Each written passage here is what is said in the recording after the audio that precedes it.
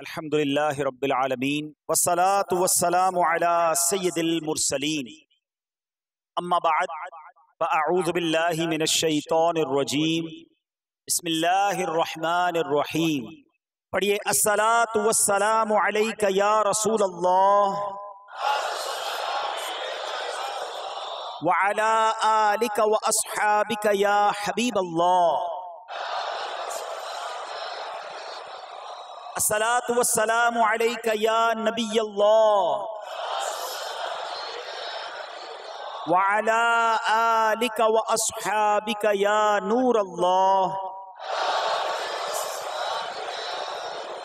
فرمان آخری نبی رسول ہاشمی صلی اللہ تعالی علیہ وسلم، جسے کوئی اہم حاجت درپیش ہو وہ مجھ پر کثرت سے درود شریف پڑھے، کیونکہ درود پاک دکھ، درد اور مصیبتوں کو دور کرتا اور رزق میں اضافہ کرتا ہے. تو جب بھی کوئی مشکل آئے، پریشانی آئے، تکلیف آئے، ٹینشن آ جائے، تو اس کا بار بار اظہار کرنے سے ٹینشن دور نہیں ہو جاتا. کوئی بھی مشکل آتی ہے بندہ سبھی کو بتاتا پھرے، بار بار ذکر کرتا رہے کہ یار بڑی مشکل میں ہوں، بڑی پریشانی میں ہوں. شاعر کہتے ہیں نا کہ دکھوں نے تم کو جو گھیرا ہو تو درود پڑھو، دکھوں نے تم کو جو گھیرا ہو تو درود پڑھو، جو حاضری کی تمنا ہو تو درود پڑھو.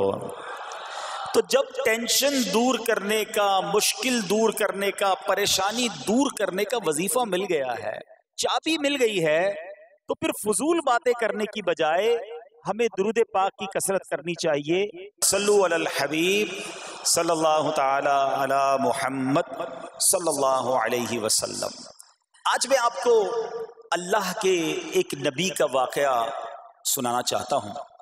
یہ واقعہ قرآن مجید میں بہت تفصیل کے ساتھ موجود ہے، اور یہ واقعہ ایسا ہے کہ میں ان نبی علیہ الصلوۃ والسلام کے عمل کا نام لوں تو نبی علیہ الصلوۃ والسلام کا نام آپ کے ذہن میں خود ہی آ جائے گا. یعنی انہوں نے وہ عمل ایسا کیا کہ اب ان کے نام کے ساتھ وہ عمل ایک خاص ٹیگ بن گیا ہے. اور اگر میں اب عمل بتاتا ہوں، نام آپ خود بتائیں گے. اور ان کا عمل تھا کہ ان کے اندر کمال صبر تھا. اب یہ صبر کرنے والے نبی کون ہیں؟ صبر ایوب علیہ السلام. مشہور ہے دنیا میں کہ ایوب علیہ السلام کا جو صبر ہے وہ ضرب المثل بن گیا، وہ ایگزامپل بن گیا.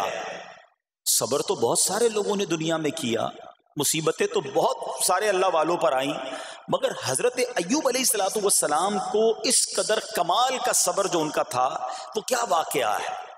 تو آج مشکلیں ہیں، پریشانیاں ہیں، ٹینشن ہیں. لوگ جب پریشان ہوتے ہیں تو صبر کا دامن تھامنے کی بجائے نارملی بے صبری، شکوے اور شکایات کی طرف جاتے ہیں. تو زندگی میں جب بھی کوئی معاملہ آئے نا، ہمیں اللہ کے کلام کی طرف رجوع کرنا چاہیے، اللہ والوں کی سیرت کی طرف رجوع کرنا چاہیے. اور رب کریم کے جو منتخب ترین بندے ہیں، دنیا کے افضل ترین جو افراد ہیں، وہ انبیاء کرام علیہ الصلوۃ والسلام ہیں.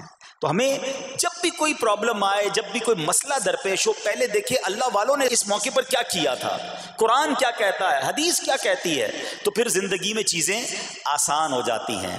تو حضرت ایوب علیہ الصلوۃ والسلام کی سیرت کے بارے میں جانتے ہیں کہ آپ حضرت اسحاق علیہ الصلوۃ والسلام کی اولاد میں سے ہیں، اور ان کی والدہ حضرت لوط علیہ الصلوۃ والسلام کے خاندان سے ہیں. اللہ تعالیٰ نے آپ کو ہر طرح کی نعمت سے نوازا تھا. آپ حسن و صورت والے بھی تھے، یعنی آپ کو اللہ پاک نے بہت خوبصورت بھی بنایا تھا، اور اللہ کریم نے مال بھی بہت دیا، اولاد میں بھی کثرت دی. یعنی ویل آف لائف تھی، خوبصورتی بھی ہے، مال بھی ہے، اولاد بھی ہے. اچھا، پھر ظاہر مال تھا تو گھر بھی تھے، جانور بھی تھے. اس زمانے میں جو ویلتھ ہوتی تھی، جو پیسہ ہوتا تھا، وہ جانوروں کی صورت میں ہوتا تھا. آج کل لوگ گاڑیاں رکھتے ہیں، سونا زیورات رکھتے ہیں، اس زمانے میں جانور ہوتے تھے. بلکہ اب بھی اگر پاکستان کے بھی آپ انٹیریئر کے ایریا میں چلے جائیں، گاؤں گوٹھ میں جائیں، تو لوگ اپنا مال و دولت سے جانور ہی خرید رہے ہوتے ہیں. ان کے نزدیک یہی ان کا جو ہے، وہ جو بھی ان کا کاروبار ہوتا ہے اور مال ہوتا ہے. اب آپ پر امتحان آیا، آزمائش آئی. اور وہ آزمائش کیسے آئی کہ پہلے آپ کا مکان گرا، اور خاندان کے جتنے افراد تھے اور آپ کے بیٹے تھے، جتنے بھی آپ کے بیٹے تھے نا، وہ سب اس مکان کے تلے دب کر انتقال کر گئے۔ اللہ اکبر۔ آپ کو آ کر خبر دی جاتی گئی کہ حضور آپ کا مکان گر گیا ہے، آپ کے بچے دب گئے اور دب کر ان کا انتقال ہو گیا ہے۔ آپ فرماتے تھے میرا کیا ہے، جس کا تھا اس نے لے لیا، جب تک اس نے مجھے دے رکھا تھا وہ میرے پاس تھا، جب اس نے چاہا اس نے واپس لے لیا، اسی نے دیا تھا نا۔ تھوڑی دیر بعد خبر آئی کہ آپ کے جتنے جانور تھے، ہزارہا اونٹ تھے، بکریاں تھی، ریوڑ کے ریوڑ تھے، سارے جانور جو ہیں وہ مر گئے۔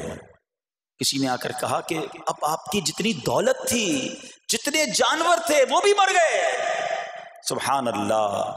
آپ اللہ کا شکر بجا لاتے، کہتے یا اللہ جو رب کا تھا اس نے واپس لے لیا، اسی کا تھا، جتنی دیر چاہا میرے پاس رہا، واپس لے لیا اس نے۔ میں اپنے رب کی رضا پر راضی، میں اس امتحان پر راضی ہوں۔ اللہ اکبر۔ اب کیا ہوا کہ آپ کی تمام کھیتیاں اور جو باغات تھے، بہت بڑی زمینیں تھیں، بڑے بڑے کھیت تھے، وہ بھی سارے کے سارے برباد ہو گئے۔ کسی نے آ کر بتایا کہ حضور اب تو کھیت بھی گئے، اب باغات بھی گئے۔ آپ نے فرمایا کہ جس کا تھا اس نے لے لیا، میں اس کی رضا پر راضی ہوں۔ جب تک میرے پاس تھا وہ میرے پاس تھا، اب رب نے واپس لینا چاہا تو اس نے لے لیا۔ اب he was empty handed، یعنی اب کچھ بھی نہیں تھا، نہ بچے ہیں، نہ مال ہے، نہ جانور ہے، نہ مکان ہے۔ مگر حضرت ایوب علیہ السلام کی زبان پر پھر بھی شکر ہے، اب بھی شکر ہے، شکوہ نہیں ہے کہ اللہ میں تیری رضا پر راضی ہوں۔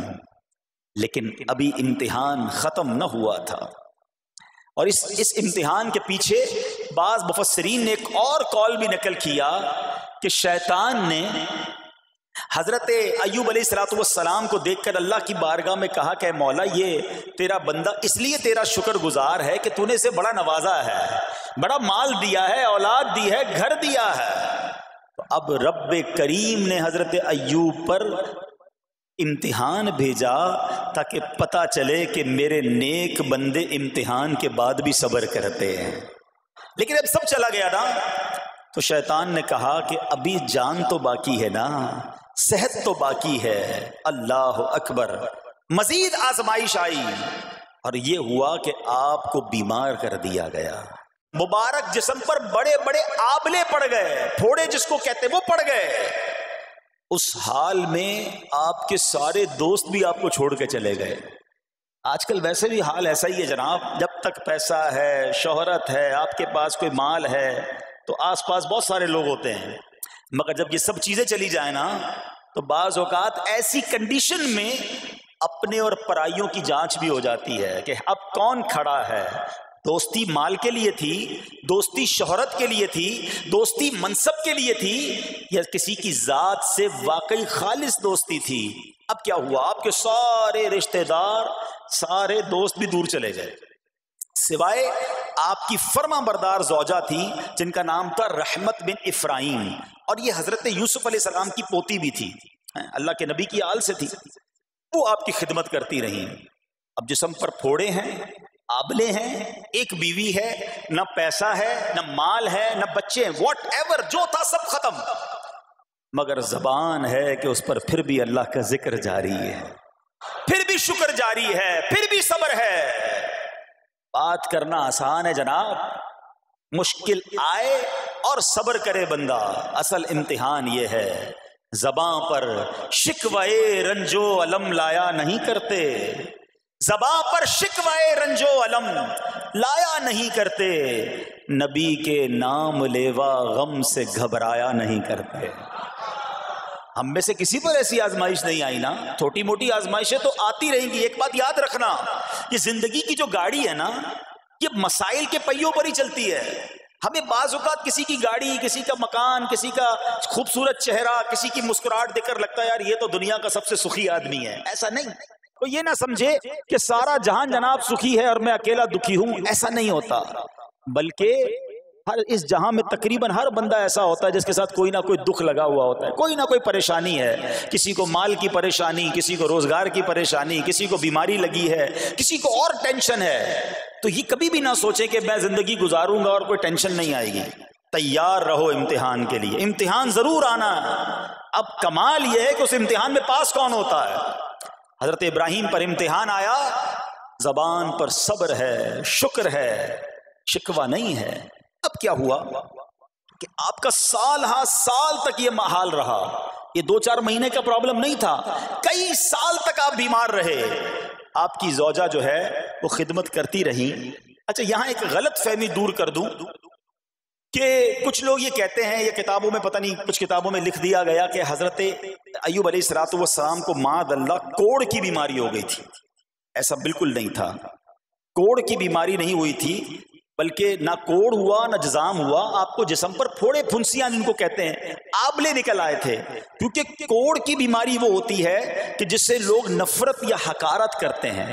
اللہ کے کسی بھی نبی کو کبھی بھی کوئی ایسی بیماری نہیں ہوئی جس کی وجہ سے لوگ اس سے حقارت یا نفرت کریں یا دور بھاگیں، کیونکہ اللہ نے ان نفوس قدسیہ کو، ان نیک بندوں کو، ان منتخب شخصیات کو لوگوں کی ہدایت کے لیے بھیجا ہے۔ ان کو کبھی کوئی ایسی چیز نہیں ہوئی کہ جس سے لوگ گھن کھا کر دور بھاگیں، تو یہ بالکل غلط ہے۔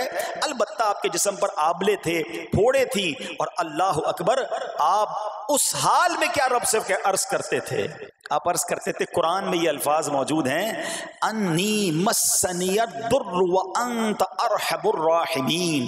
ترجمہ کیا ہے؟ مجھے تکلیف پہنچی اور تو سب مہر والوں سے بڑھ کر مہر والا ہے، رحم کرنے والوں میں سب سے بڑھ کر رحم کرنے والا ہے۔ یعنی اللہ کی بارگاہ میں یہ عرض کرتے تھے، یا اللہ تکلیف پہنچی ہے، رحم تو نے کرنا ہے، تو ارحم الراحمین ہے۔ زمانے سے نہیں کہتے تھے۔ یہاں ایک اور پرابلم ہے، میں کوئی مسئلہ ہوتا ہے، پرابلم آتی ہے، ہم ساری دنیا سے کہتے ہیں یہ مسئلہ ہو گیا، یہ پرابلم ہو گئی۔ نہیں، ساری دنیا میں سے کوئی آپ کا مسئلہ حل نہیں کر سکتا۔ اس سے بات کرو نا جو مسائل کو حل کرنے والا ہے، اس سے عرض کرو نا جو مصیبت کو دور کرنے والا ہے۔ ادھر ادھر جانے کی بجائے پرابلم یہ ہے، جب بھی مشکل آتی ہے ہم سب کے پاس جاتے ہیں، ہم رب کے پاس نہیں جاتے ہیں۔ جاؤ اس کے پاس جو حل المشکلات ہے، جو مصیبتوں کو حل کرنے والا ہے، اس کی بارگاہ میں فریاد کرو۔ وہ شاعر کتنی پیاری بات لکھتے ہیں نا، یہ بہت سارے لوگوں کے لیے درس ہے جو اپنی پرابلمز کے لیے دنیا والوں کے پاس جاتے ہیں۔ ارے اگر پکارنا ہے تو اللہ کی بارگاہ میں پکارو، التجا کرنی ہے تو اللہ کے حبیب سے عرض کرو نا۔ شاعر لکھتے ہیں، کسی کا احسان کیوں اٹھائیں، کسی کو حالات کیوں بتائیں، کسی کا احسان کیوں اٹھائیں، کسی کو حالات کیوں بتائیں، تمہیں سے مانگیں گے تم ہی دو گے، تمہارے در سے ہی لو لگی ہے۔ ہم اللہ کی بارگاہ میں عرض کریں، اللہ کے حبیب کی بارگاہ میں لو لگائیں۔ دنیا والوں کے پاس کچھ نہیں رکھا، لیکن ہم دنیا والوں کو بتا کر اپنے صبر کا ثواب بھی ضائع کر دیتے ہیں۔ دیکھو حضرت ایوب علیہ السلام کا صبر، کسی سے نہ کہا، اللہ کی بارگاہ میں عرض کرتے رہے۔ اب آپ کی آزمائش کا وقت پورا ہوتا ہے، دعا کرتے رہے، التجا کرتے رہے، صبر کرتے رہے۔ حکم ہوا کہ اپنا پاؤں زمین پر مارو۔ حضرت ایوب علیہ السلام نے پاؤں زمین پر مارا تو زمین سے ایک چشمہ پھوٹ اٹھا۔ حکم الہی سے حکم دیا گیا کہ اب اس پانی سے غسل کرو۔ آپ نے جب اس پانی سے غسل کیا تو آپ کی تمام بیماریاں دور ہو گئیں۔ پھر آپ 40 قدم چلے، دوبارہ زمین پر قدم مارنے کا حکم دیا۔ قدم مارتے ہی ایک اور خوبصورت لذیذ ٹھنڈے پانی کا چشمہ نمودار ہوا۔ پانی ٹھنڈا، میٹھا اور لذیذ تھا۔ اب آپ نے وہ پانی پیا تو آپ کے باطن میں نور ہی نور پیدا ہو گیا، اور آپ کو اعلیٰ درجے کی صحت و نورانیت حاصل ہو گئی۔ اور سنو، میرا رب تو قادر ہے نا، اللہ تعالیٰ نے آپ کی وہ ساری اولاد جو دب کر کئی سال پہلے مر گئی تھی، انتقال فرما گئے تھے، اللہ نے ان تمام اولاد کو پھر زندہ فرما دیا، اور آپ کی بیوی کو دوبارہ جوانی بخشی، اور اب اس کے بعد بھی آپ کی کثیر اولاد ہوئی۔ سنو سنو، جو جانور چلے گئے تھے نا، اللہ نے مویشی، اسباب، وہ خزانہ اس سے زیادہ آپ کو پھر سے عطا فرما دیا۔ صبر کیا تھا نا، ان اللہ مع الصابرین۔ اچھا، یاد سب کو ہے یہ آیت، بچپن سے یاد ہے، اللہ صابروں کے ساتھ ہے، صبر کرنے والوں کے ساتھ ہے، مگر صبر کرنا نہیں ہے، امتحان آنا ہے تو صبر کرنا نہیں ہے، آیت سب کو پتا ہے. اچھا جس کے ساتھ پرابلم ہو جائے نا اس کو بھی بندہ درس دینے جا رہا ہوتا ہے، بھائی صبر کرنا، اللہ آپ کو صبر دے، لیکن جب اس پر امتحان آتا تو یہ صبر کرتا نہیں ہے. دوسروں کو درس دے رہا تھا، آج تیری باری آئی ہے نا، تو صبر کا دامن نہ چھوڑیں. میں آپ کو ایک بات سوال پوچھنا چاہتا ہوں. آج کل ہم بڑے لوگوں سے تعلقات کیوں بنانے کی کوشش کرتے ہیں؟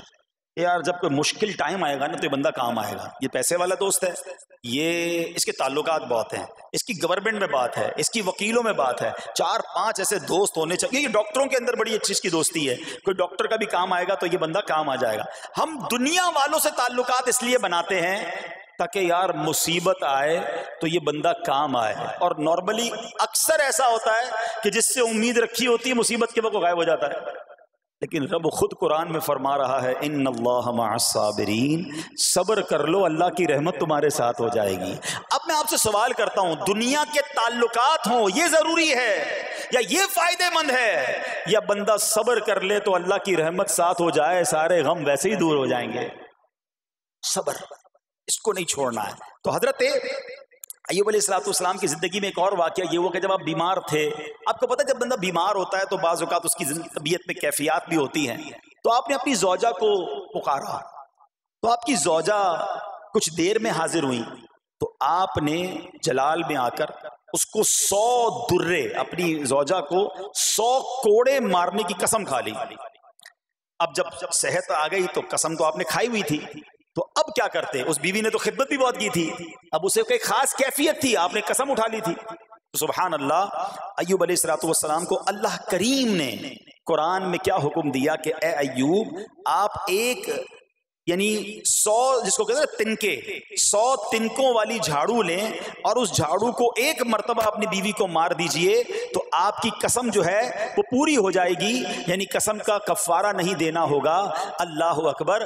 اللہ نے اس نبی علیہ السلام کی فرما بردار بیوی کی جو سزا تھی یا جو معاملہ تھا اس کو کتنا آسان فرما دیا. تو رب کریم نے قرآن مجید فرقان حمید میں اس کو کس طرح بیان فرمایا، وَخُذْ بِيَدِكَ ضِغْثًا فَاضْرِب بِهِ وَلَا تَحْنَثْ، فرمایا کہ اپنے ہاتھ میں ایک جھاڑو لے کر اسے مار دے اور قسم نہ توڑ. اِنَّا وَجَدْنَاهُ صَابِرًا، فرمایا ہم نے اسے صابر پایا. نعم العبد، کیا اچھا بندہ. اِنَّهُ اواب، بے شک وہ بہت رجوع لانے والا ہے. ارے آج دنیا کسی کو کہے یہ صبر والا ہے، حضرت ایوب کی شان دیکھو کہ رب فرما رہا ہے قرآن میں اِنَّا وَجَدْنَاهُ صَابِرًا، اور ہم نے ایوب کو صبر کرنے والا پایا، صابر پایا. اللہ حضرت ایوب کے صبر کے صدقے ہمیں بھی صابرین میں شامل فرما لے.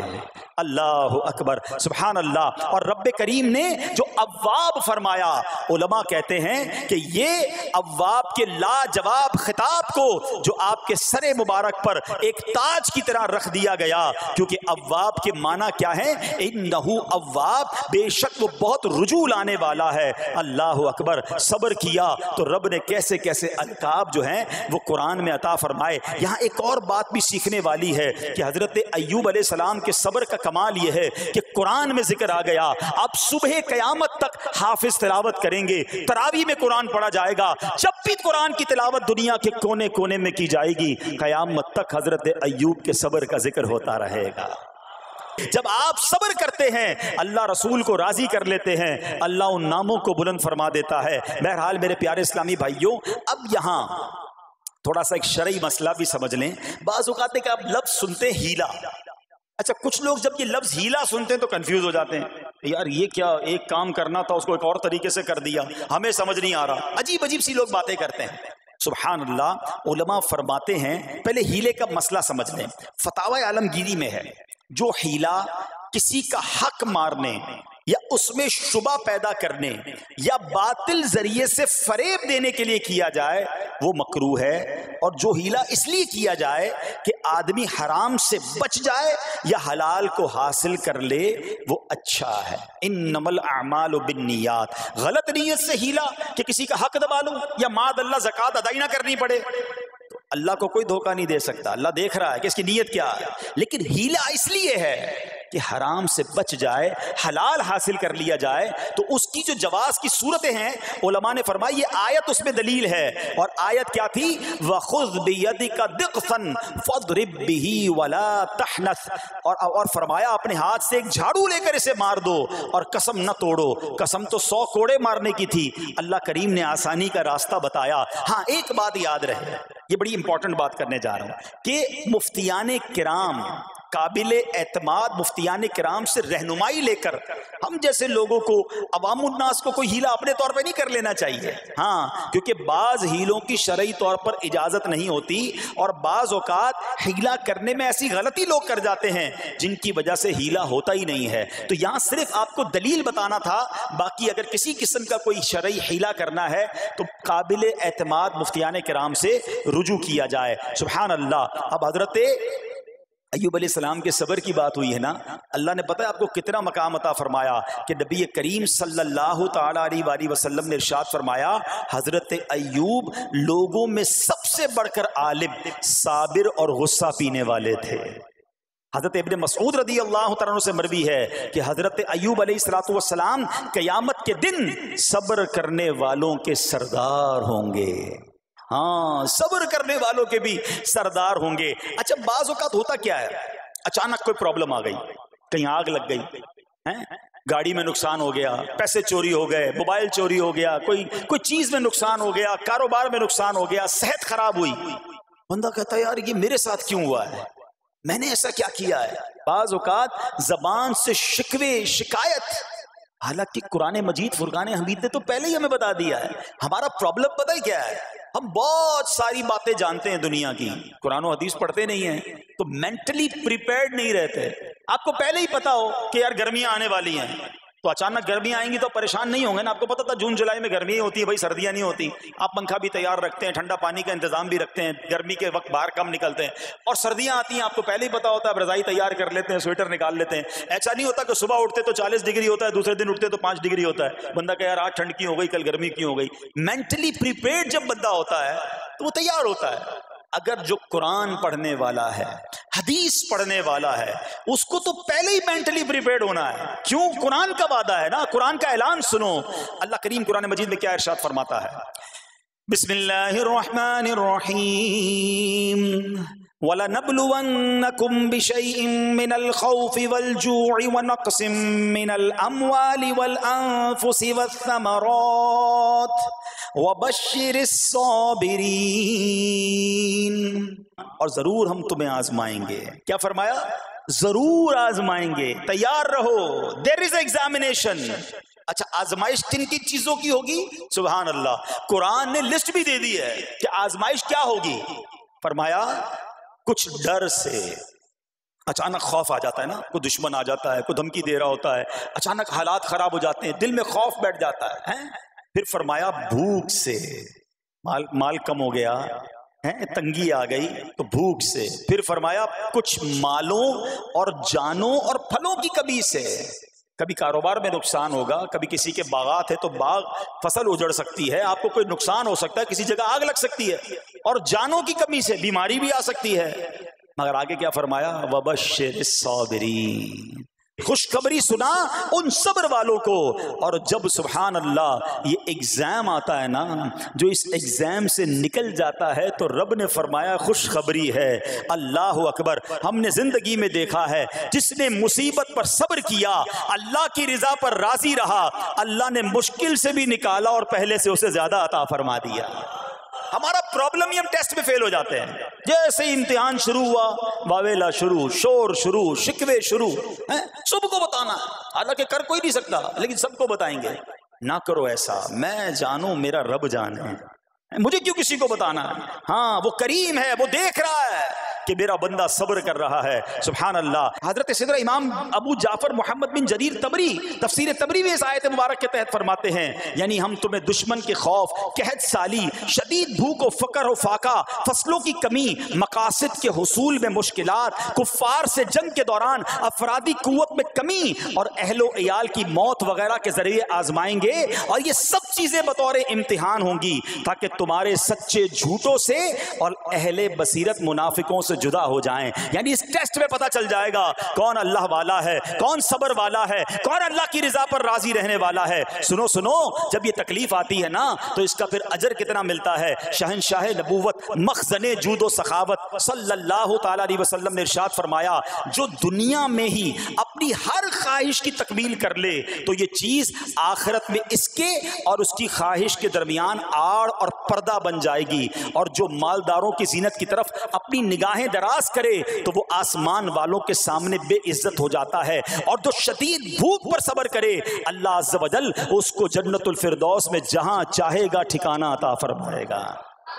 ہاں, ہر چیز پوری ہو جائے, جو چاہیے وہ مل جائے, یہ نہیں ہونا چاہیے. کچھ نہ کچھ آزمائشیں آئیں گی, اور اگر سب ادھر مل گیا تو ادھر پھر کیا ملے گا. ہم اللہ سے یہ دعا کرتے ہیں کہ ادھر بھی عطا فرمائے, ادھر بھی محروم نہ کرے. ہاں, ہمیں ڈرتے بھی رہنا چاہیے کہ یار میں جو مانگتا ہوں ادھر مل جاتا ہے, کہیں وہاں محروم نہ رہ جاؤں.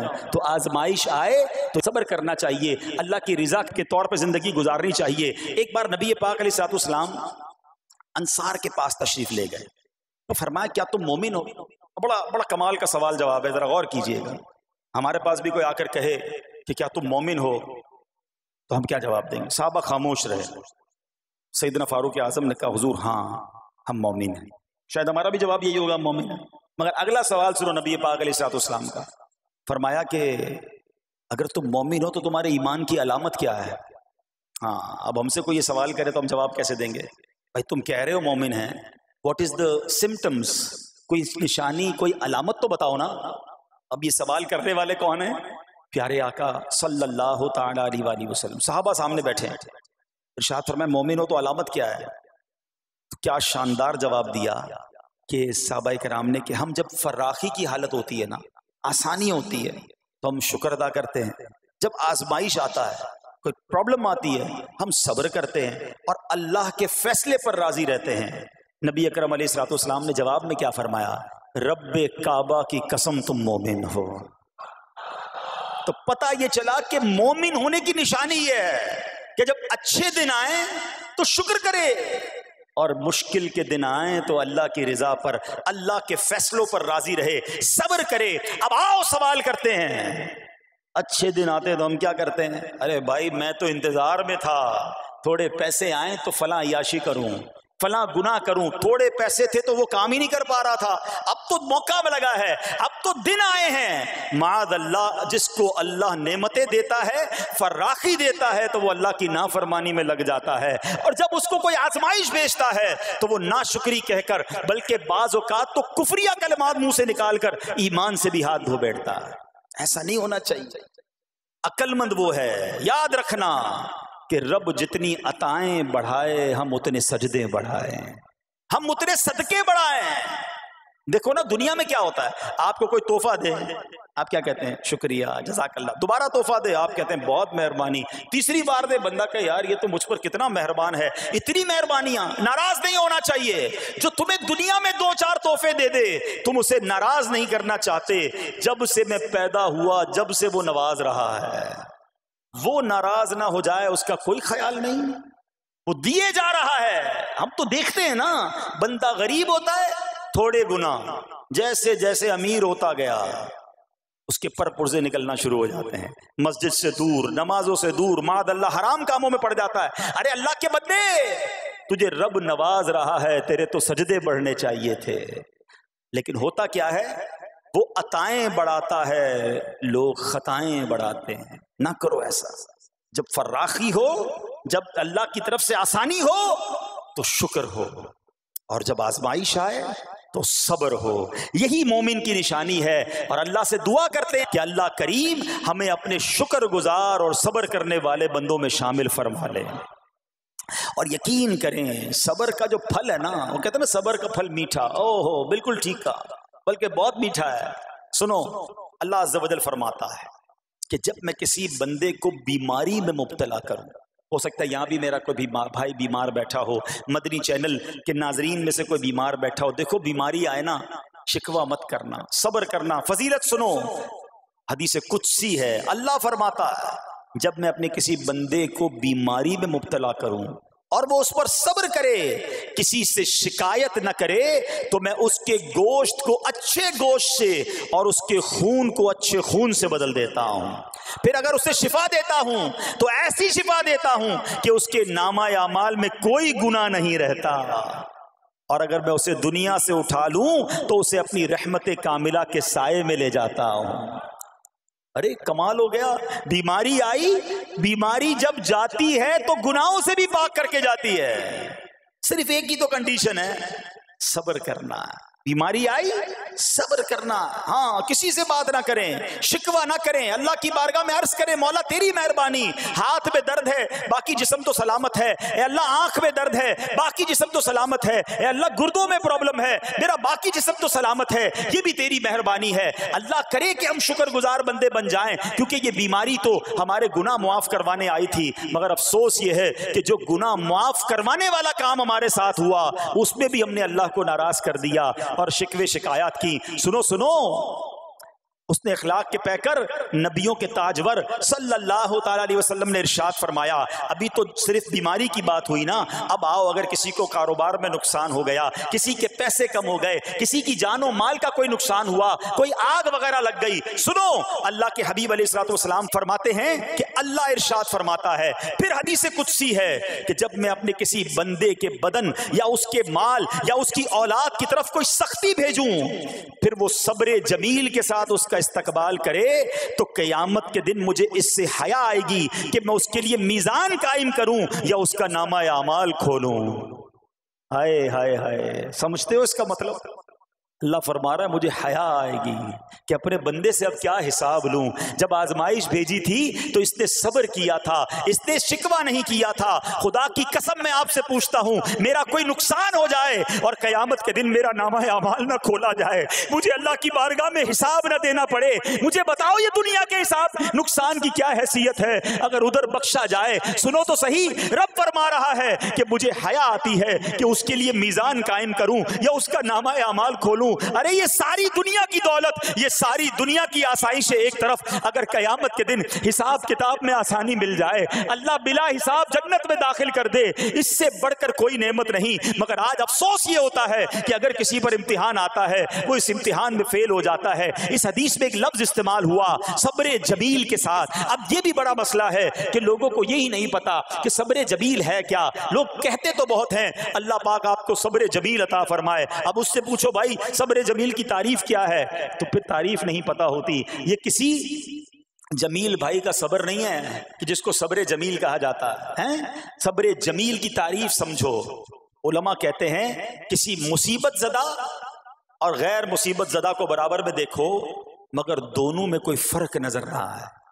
یعنی چہرہ بھی نہ بتائے کہ وہ کسی مشکل میں ہے, اس کی عادتیں بھی نہ بتائیں کہ وہ کسی پرابلم میں ہے, یعنی اس کو دیکھ کر پتہ ہی نہ چلے کہ وہ بڑی مشکل میں ہے. فرمایا یہ ہے صبر جمیل. مگر آج ہمارا حال یہ ہے, ہمارا چہرہ بتا دیتا ہے بھائی خیر تو ہے, بڑی ٹینشن میں ہو, ہاں یار کیا کروں بس موبائل ٹوٹ گیا, ارے بھائی بڑی چہرے پہ بڑی ہوائیاں اڑ رہی ہیں, بس کیا کروں جناب آج 5,000 روپے کھو گئے. 5,000 روپے کھو جائیں, چھوٹا سا نقصان ہو جائے, ہمارا چہرہ بتا دیتا ہے کہ ہمارے ساتھ کوئی معاملہ ہوا ہے. صبر جمیل یہ ہے کہ دیکھ کر کوئی پہچان ہی نہ سکے کہ یہ بندہ کتنی مشکل میں ہے, چاہے اندر کتنی تکلیف میں ہو, دنیا والوں کو نہ بتائے کیونکہ وہ رب کا بندہ ہے, وہ اللہ کی بارگاہ میں فریاد کرے. یہ صبر جمیل ہے اور اللہ اسے ہم سب کو نصیب فرمائے.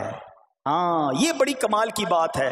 ہم کیا کرتے ہیں, سارے جہان کو بتاتے ہیں. اچھا پھر آخر میں لوگ کہتے بھی ہیں, جب پورے محلے کو بتا دیا نا, پھر اس کے بعد کہتے ہیں بس کیا کریں بھائی صبر ہی کر رہے ہیں. اب آپ صبر نہیں کر رہے حضرت, ہاں آپ کا صبر چلا گیا, آپ نے ساری دنیا کو تو بتا دیا. صبر یہ ہے کہ صبر پہلے صدمے پر ہوتا ہے. جیسے ہی آپ کو کوئی صدمہ لگا نا, اب آپ جانے رب جانے, نہ بتائیں کسی کو, ٹھیک ہے, وہ الگ بات ہے آپ کسی کو دعا کے لیے کہہ دیں, لیکن بڑا نقصان ہو گیا, بڑی مشکل ہو گئی, بڑی پریشانی ہو گئی, اس سے حل تو کوئی نہیں ہونا. اچھا ہمارا ماجرا ایک اور بھی بڑا عجیب ہے, مشکل ہو جائے تو سب کو بتاتے ہیں, آسانی ہو جائے تو پھر کسی کو نہیں بتاتے. 5,000 کا نقصان سارے محلے کو پتا ہے, 50,000 کا فائدہ ہوا پھر کسی کو بتایا آپ نے؟ نہیں نہیں یار بتاؤں گا تو نظر لگ جائے گی. گھر والوں کو تو بالکل بھی نہیں بتاؤں گا، خرچہ بڑھا دیں گے. گھر والوں کو ساری ٹینشن کی خبریں جا کے دے رہے ہوتے ہیں، مارکیٹ میں بڑا نقصان ہو گیا، آج بڑا مندہ ہے، ارے بھائی کاروبار بالکل نہیں ہے، تاکہ گھر والوں کا خرچہ روک سکے. اور جیسے ہی کاروبار اچھا ہو گیا گھر جاتے پھر بھی وہی والا منہ بنا لیتے ہیں تاکہ ان کو پتہ نہ چلے میں بڑے پیسے کمانے لگا ہوں. یہ نہ کیا کریں. ہاں ٹینشن آپ کسی کو بتا کر اپنا صرف ثواب ضائع کرتے ہیں، باقی کچھ نہیں ہوتا. کرنا رب نے ہے، اور یہ اگر آزمائش میرے درجے بلند کرنے آئی ہے، اگر یہ آزمائش مجھے اللہ کے قریب کرنے آئی ہے تو پھر تو اس کا استقبال ہونا چاہیے نا. ہاں ہمارے بزرگان دین تو آزمائشوں کا استقبال کیا کرتے تھے. اور سنو، یہاں ہو سکتا ہے کہ میرا کوئی نابینا بھائی بیٹھا ہو. بعض اوقات ایسا بھی ہوتا ہے کہ اچانک کسی کی بینائی چلی جاتی ہے، آنکھیں ٹھیک ہوتی ہیں اور اچانک ایکسیڈنٹ ہوا یا کوئی واقعہ ہوا ہے. بہت بڑی آزمائش. اللہ اس آزمائش سے ہمیں محفوظ رکھے. مگر دیکھو میرے رب کی شان دیکھو، جب بھی کوئی تکلیف آتی ہے نا بندہ صبر کرے، اس تکلیف کا اجر تیار ہے، اس کا کمال سے اس کی رحمت تیار ہے، رحمت کی برسات تیار ہے. سنو اللہ فرماتا ہے کہ اے جبرائیل جب میں اپنی کسی بندے کی بینائی لے لوں تو اس کا اجر یہ ہے کہ میں اسے اپنے دیدار سے مشرف فرماؤں گا. ہاں آنکھیں گئی ہیں مگر اللہ فرماتا ہے میں اپنا دیدار کرواؤں گا، بس صرف صبر کرنا ہے. اسی طرح میرے پیارے اسلامی بھائیوں، بعض لوگوں کے یہاں بچے کا انتقال ہو جاتا ہے، چھوٹے چھوٹے بچوں کا انتقال ہو جاتا ہے، یا بعض اوقات پیدائشی بچہ مرا ہوا ہوتا ہے، پیدا اس کا انتقال ہو جاتا ہے، یا بعض اوقات ولادت سے پہلے ہی بچہ ضائع ہو جاتا ہے. بہت شور، بڑا واویلا، بڑا رونا پیٹنا گھروں میں ہوتا ہے. مت کیا کرو ایسا. یقین کریں یہ بہت بڑا انعام تمہیں ملنے جا رہا ہے.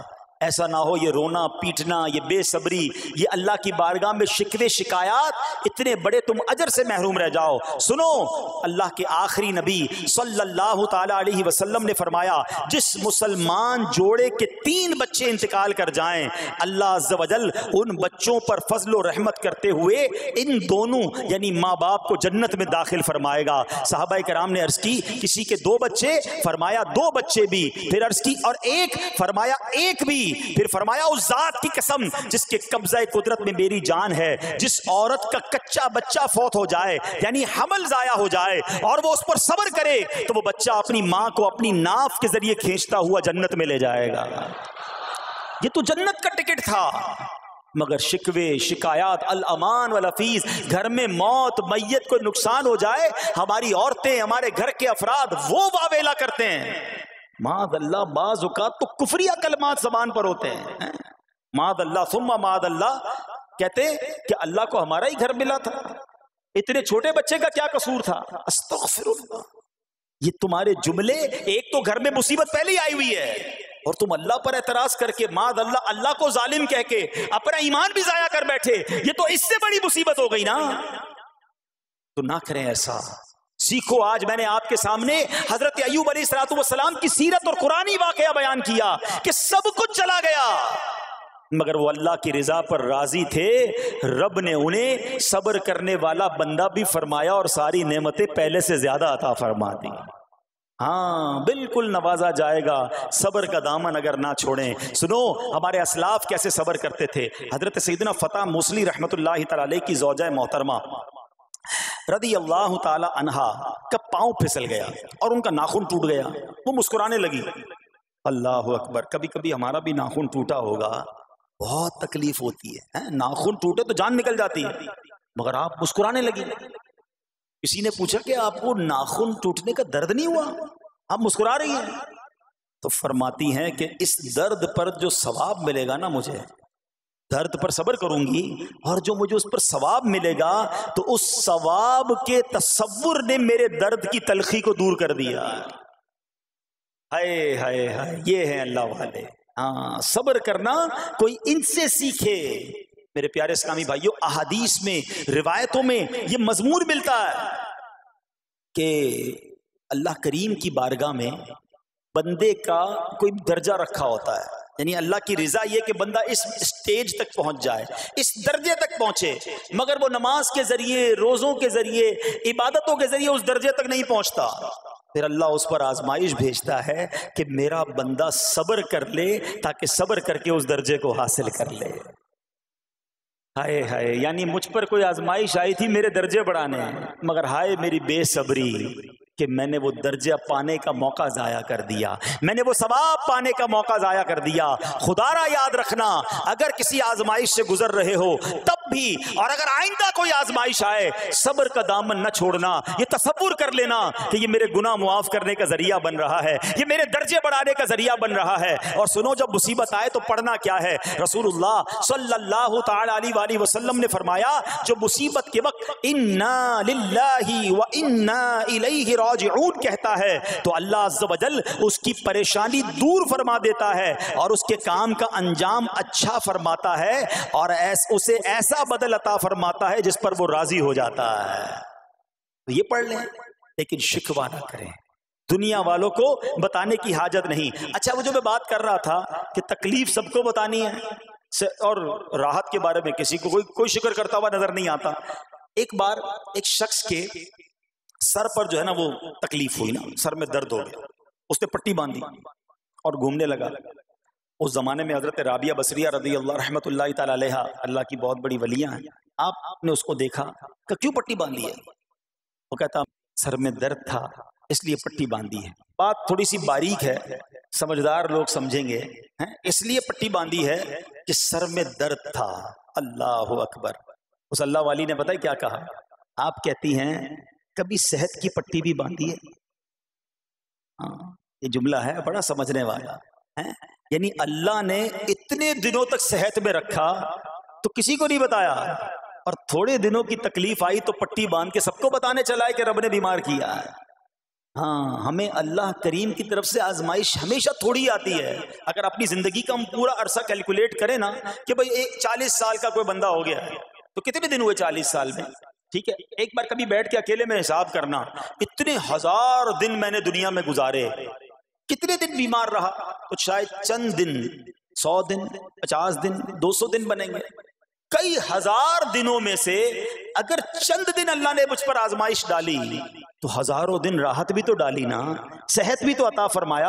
اتنے دن جس رب نے چھاؤں میں کھڑا کیا، اگر تھوڑی دیر کے لیے دھوپ آئی ہے تو مجھے شکوہ نہیں کرنے چاہیے. یاد رکھنا، ہر رات کے بعد صبح ہے، ہر دھوپ کے بعد چھاؤں ہے. اگر تم انتظار کرو گے تو رب ایسی رحمت تم پر نازل کرے گا، اپنے غیب کے خزانوں سے عطا فرمائے گا. قرآن میں رب نے وعدہ کیا ہے، وَمَن يَتَوَكَّلْ عَلَى اللَّهِ فَهُوَ حَسْبُهُ، جو اللہ پر بھروسہ کرے اللہ اس کے لیے کافی ہے. مگر ہمارا پرابلم یہ ہے کہ جب مشکل آتی ہے ہم یہ ساری باتیں بھول کر بس شکوہ، شکایات اور پریشانی میں چلے جاتے ہیں. ارے آپ اس مصیبت کو اللہ کی طرف سے نعمت سمجھ لو، اللہ کی طرف سے یہ سمجھ لو کہ میرے گناہ معاف کروانے، میرے درجات بلند کرنے کے لیے آیا ہے. اچھا، اب ایک اور بات، بعض اوقات شیطان ہے نا، وہ کسی کے دماغ میں وسوسہ ڈالتا ہے کہ یار جب میں نمازیں نہیں پڑھتا تھا نا تب تو اتنا پریشان نہیں رہتا تھا، جب سے نمازیں شروع کی، دعوت اسلامی کے اجتماع میں آنے لگا، مدنی قافلوں میں سفر شروع کر دیا، اب تو میں نے کچھ ذمہ داری بھی لینا شروع کر دی ہے. ارے میں نے جب سے امامہ پہنا ہے، یہ داڑھی رکھ لی ہے، میری کوئی اسلامی بہن سن رہی ہے کہ بے پردہ گھومتی تھی تو کوئی اتنا ٹینشن نہیں تھا، اب میں نے جناب پردہ کرنا شروع کیا ہے، قرآن پڑھنا شروع کیا ہے تو ٹینشنیں شروع ہو گئی ہیں.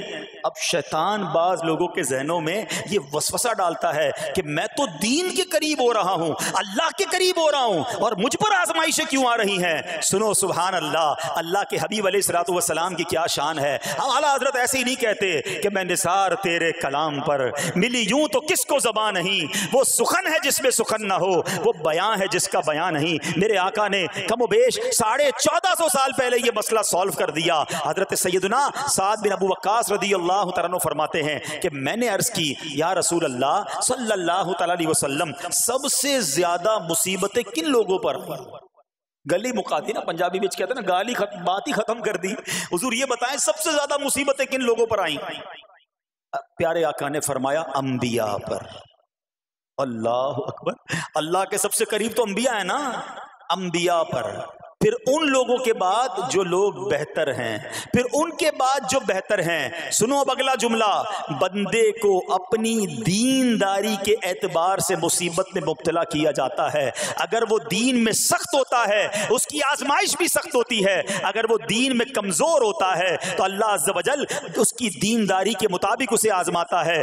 بندہ مصیبت میں مبتلا ہوتا رہتا ہے یہاں تک کہ اس کے دنیا میں ہی اس کے سارے گناہ بخش دیے جاتے ہیں۔ گویا اللہ کی یہ رحمت ہے کہ بندہ بڑا نیک ہو رہا ہے، رب چاہتا ہے کہ اس بندے پر آزمائش بھیجوں، میرا نیک بندہ صبر کرے، اس کے گناہ معاف ہو جائیں اور میرے پاس آئے تو اس کو جنت میں داخل کر دوں۔ اللہ اکبر۔ اے پیارے اسلامی بھائیوں، یاد رکھنا، اب جو میں نے ایک سوال قائم کیا تھا نا کہ یار میں تو دین کے قریب، میں تو اللہ کے قریب ہونے کی کوشش کر رہا ہوں اور ایک کے بعد ایک آزمائش آ رہی ہے، یہ کیا ہے؟ اب ایک اور حدیث سن لو، سبحان اللہ۔ حضرت سیدنا انس رضی اللہ تعالیٰ عنہ سے روایت ہے، سرکار والا تبار، ہم بے کسوں کے مددگار، شفیع روز شمار، دو عالم کے مالک و مختار صلی اللہ تعالی علیہ وآلہ وسلم نے فرمایا، جب اللہ عز و جل کسی بندے سے محبت فرماتا ہے، سننا ذرا غور سے، اللہ عز و جل جب اپنے کسی بندے سے محبت فرماتا ہے یا اسے اپنا دوست بنانے کا ارادہ فرماتا ہے تو اس پر آزمائشوں کی بارش فرما دیتا ہے۔ اب سوال ہے نا کہ میں اللہ دوست بھی بنا رہا ہے، اللہ کریم اس پر محبت بھی فرما رہا ہے اور آزمائشیں بھی بھیج رہا ہے۔ دوست پر آزمائشیں کون بھیجتا ہے؟ دوست کو تو راحتیں ڈالی جاتی ہیں۔ ہائے ہائے، اب یہی تو امتحان ہے، یہی تو چیک ہے۔ سنو، نبی پاک فرماتے ہیں جب اللہ اس پر آزمائش بھیجتا ہے نا، وہ بندہ اپنے رب کو پکارتا ہے، اے میرے رب عز و جل، تو اللہ فرماتا ہے میرے بندے تو جو کچھ مجھ سے مانگے گا میں تجھے عطا فرماؤں گا، تو جلد ہی تجھے دے دوں گا اور اسے تیری آخرت کے لیے ذخیرہ کر دوں گا۔ سبحان اللہ، یعنی اللہ والوں کو آزمایا جاتا ہے، ان کے درجات بلند کیے جاتے ہیں، ان کے گناہ معاف کیے جاتے ہیں۔ تو اے میرے پیارے اسلامی بھائیوں، کبھی بھی یہ ذہن میں خیال مت لانا کہ یار میں دین میں قریب آ رہا ہوں، میری آزمائشیں بڑھ رہی ہیں، سمجھ لو امتحان شروع ہو گیا ہے، ٹیسٹ شروع ہو گیا ہے، اب اس ٹیسٹ میں مجھے کامیاب ہونا ہے اور اللہ کے مزید قریب جانا ہے۔ زندگی میں جو گناہ ہو گئے ہیں یہ میرے گناہوں کا انشاءاللہ کفارہ بن جائے گا، میرے درجات کی بلندی کا سبب بن جائے گا۔ اللہ سے عرض کرنا، اے مولا میں تیری رضا پر راضی، میں تیرے فیصلوں پر راضی، اب تک جو دیا تھا تو نے دیا تھا، یہ سب کچھ تیرا ہے، اے رب جب تو واپس لے گا میں اس پر راضی۔ جب یہ ثابت قدمی نصیب ہو گئی پھر دیکھو غیب کے خزانوں سے کیسا آپ کے دل پر سکینہ اترے گا، پھر کیسا آپ پر رحمتوں کا نزول ہوگا۔ تو اے میرے پیارے اسلامی بھائیوں، مصیبتیں آ چکی اور آنے بھی والی ہیں، پہلے ذہنی طور پر تیار رہنا، مگر صبر کرنا۔ یہ چند دنوں کی، چند گھنٹوں کی، چند لمحوں کی مصیبت ہے مگر یہ تمہارے درجات کو بلند کر دے گی۔ رب کریم صبر کرنے والوں کو پسند فرماتا ہے، اور جو میں نے بات کہی تھی کہ صبر بھی کریں اور جب اللہ کریم کی طرف سے راحتیں آ جائیں تو شکر بھی کریں۔ کیا شاندار رب کا قرآن میں فرمان ہے، اللہ فرماتا ہے وَإِذْ تَأَذَّنَ رَبُّكُمْ لَئِن شَكَرْتُمْ لَأَزِيدَنَّكُمْ وَلَئِن كَفَرْتُمْ إِنَّ عَذَابِي لَشَدِيدٌ۔ اللہ قرآن میں فرماتا ہے اور یاد کرو جب تمہارے رب نے اعلان فرما دیا کہ اگر تم میرا شکر ادا کرو گے میں تمہیں اور زیادہ عطا کروں گا۔ ہاں شکر کرو رب اور دے گا، مگر اگلا حصہ سمجھنے والا ہے، اور اگر تم ناشکری کرو گے تو میرا عذاب سخت ہے۔ اللہ نے اپنے عذاب سے بھی ڈرایا ہے اور شکر کرنے کا درس بھی دیا ہے۔ تو بہرحال میرے پیارے اسلامی بھائیوں، اللہ کریم سے میں دعا کرتا ہوں کہ اپنے نیک بندوں کے صدقے، کربلا والوں کے صبر کے صدقے، نبی پاک علیہ الصلوۃ والسلام کے طائف کے میدان میں پتھر کھا کر دعا دینے والے صبر کے صدقے، رب کریم ہمیں بھی صبر کی نعمت نصیب فرمائے، صرف زبانی نہیں قلبی طور پر ہمیں صبر کرنے والوں میں شامل فرما لے۔ اگر ہم پر کوئی آزمائش ہے تو رب کریم یہ آزمائش ہمارے گناہوں کا کفارہ بنا دے، ہمارے درجات کی بلندی کا سبب بنا دے۔ دعوت اسلامی کے مدنی ماحول سے اگر ہم وابستہ رہیں گے نا تو ہمیں انشاءاللہ صبر کرنے کا پریکٹیکل جو ہے وہ موقع بھی ملتا رہے گا، کیونکہ صبر کیسے کرنا ہے اس کی کوئی پریکٹس بھی تو ہونی چاہیے نا۔ تو مدنی قافلے جب اس میں جاتے ہیں نا تو آرام اپنے گھر جیسا نہیں ملتا، کھانا اپنے گھر جیسا نہیں ملتا، بعض اوقات سفر میں تکلیف ہوتی ہے، تو یہ پریکٹیکلی آپ کو صبر کرنے کا موقع ملتا ہے۔ تو اگر آپ واقعی صابرین میں شامل ہونا چاہتے ہیں تو مدنی قافلوں میں سفر اپنا معمول بنائیں۔ اللہ کریم ہم سب کو مدنی قافلوں میں سفر کی توفیق عطا فرمائے۔